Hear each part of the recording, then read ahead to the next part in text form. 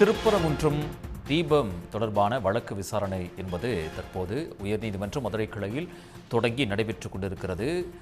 தேவஸ்தானம் தரப்பில் வாதங்கள் முன்வைக்கப்பட்டு வருகின்றன. கூடுதல் விவரங்களை வழங்குவதற்காக செய்தியாளர் செல்வகுமார் இணைகிறார். செல்வகுமார், விவரங்கள். திருப்பரங்குன்றம் மலை உச்சி மீது இருக்கக்கூடிய கல்சூனில் தீபம் ஏற்ற வேண்டும் என கூறி தனி நீதிபதி பிறப்பித்த உத்தரவுக்கு எதிராக தொடரப்பட்ட வழக்கில் தற்பொழுது இரு நீதிபதிகள் தொடர்ந்து தங்களுடைய விசாரணை துவக்கி இருக்கிறார்கள்.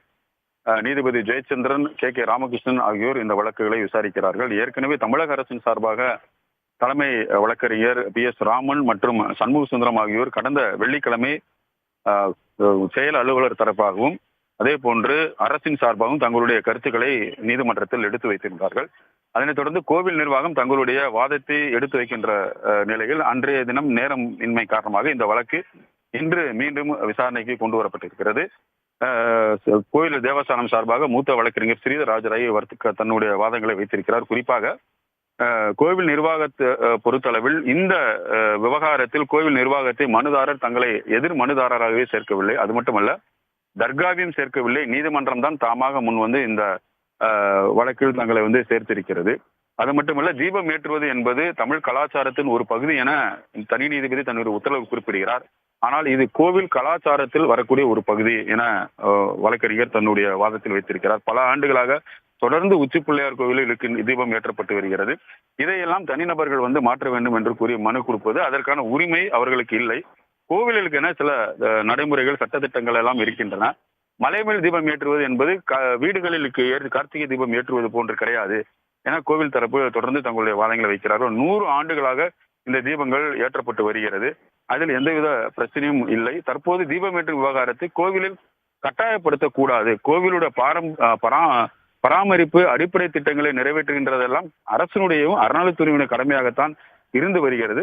அந்த அடிப்படையில் கடந்த 100 ஆண்டுகளாக ஆகம விதிப்படி உச்சி பிள்ளையார் கோவில் தான் தொடர்ந்து இதை நாங்கள் ஏற்று வருகிறோம் என அவர்கள் தெரிவித்திருக்கிறார்கள். அதுபோன்று கோவில் நிர்வாக விவகாரங்கள் எல்லாம் உயர்நீதிமன்றங்கள் நேரடியாக தலையிட முடியாது என உச்சநீதிமன்றம் கடந்த 2001ஆம் ஆண்டு தீர்ப்புகளை மிக தெளிவாக தெரிவித்திருக்கிறது. அதேபோல் கோவில் நிர்வாகம் தினந்தோறும் வழிபடும் முறைகளிலோ தனிநபர் வழக்கு எல்லாம் தாக்கல் செய்து உரிமைகள் எல்லாம் கோர முடியாது. அப்படி அவர்கள் தாக்கல் செய்ய வேண்டும் என்றால் உரிமை நீதிமன்றத்தில் தான் வழக்குகளை தாக்கல் செய்து அதற்கான நிவாரணங்களை பெற வேண்டும் என தொடர்ந்து தன்னுடைய வாதங்களை வைத்திருக்கிறார்.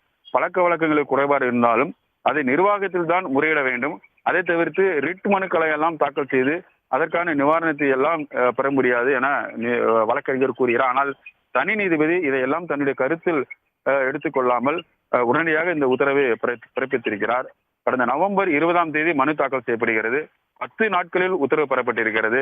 ஏற்கனவே உரிமை மற்றும் பல பிரசித்தி பெற்ற கோயில் தொடர்பான வழக்குகள் பல உத்தரவுகள் எல்லாம் நீதிமன்றங்கள் எல்லாம் வழங்கி இருக்கிறது. திருப்பதி தேவஸ்தானத்தில் கூட ஆகம விதிகளை மீறி எதையும் செய்யக்கூடாது என உச்ச நீதிமன்றம் தெரிவித்திருக்கு. எனவே ஆகம விதி மேலே மீறி புதிய பழக்கங்களை நடைமுறைகளை நிறைவேற்றுகின்ற பொழுது பல மக்களுடைய கருத்துக்களை கருத்தில் கொள்ள வேண்டும். ஆனால் மனுதாரர் எதையுமே கருத்தில் கொள்ளவில்லை. ஆகம விதிப்படி மலை உச்சியில் தீபம் ஏற்பட்டுள்ளது என்பதை மனுதாரர் நிரூபிக்கவில்லை என மீண்டும் தன்னுடைய வாதத்தை அவர்கள் வைத்திருக்கிறார். எனவே மனுதாரர் கூறுகின்ற அந்த புதிய இடத்தில் மனு ஏற்றுகின்ற கேட்கின்ற உரிமை மனுதாரருக்கு கிடையாது. இதற்கு கோவில் அதேபோல் நிர்வாகத்தில் தலையிடுகின்ற உரிமை கிடையாது. இது முழுக்க முழுக்க கோவிலுடைய விவகாரம். ஆகம விதிப்படி ஏற்றுகின்ற ஒரு விஷயத்தை மாற்ற வேண்டும் என்றால் பலருடைய கருத்துக்களை கேட்ட பின்புதான் நம்ம அந்த வேறு இடத்தை எல்லாம் மாற்ற வேண்டும் என தொடர்ந்து தேவஸ்தானம் தரப்பிலான வழக்கறிஞர்கள் தன்னுடைய வாதங்களை முன்வைத்திருக்கிறார். தொடர்ந்து வழக்கு விசாரணை நடைபெற்று வருகிறது. செல்வகுமார், இந்த வழக்கை பொறுத்த வரைக்கும் தனிநபர் இந்த தீபத்தூண் விவகாரத்தில் தலையிடுவதற்கு என்ன மாதிரியான எதிர்ப்பு இந்த தேவஸ்தானம் தரப்புல தெரிவிக்கப்பட்டுச்சு?